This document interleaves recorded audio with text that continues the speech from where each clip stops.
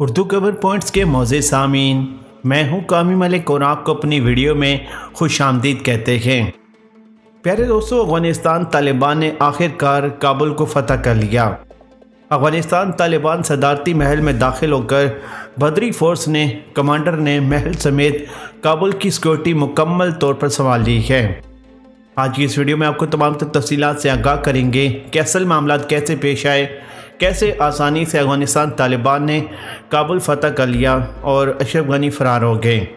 Video کی مزید تفصیل میں جانے سے پہلے ہماری ویڈیو کو لائک کر کے چینل کو سبسکرائب کرنا مت بھولیے گا، نیز ہماری ویڈیو کو لائک کمنٹ کر کے سوشل میڈیا اکاؤنٹس پر شیئر کریں۔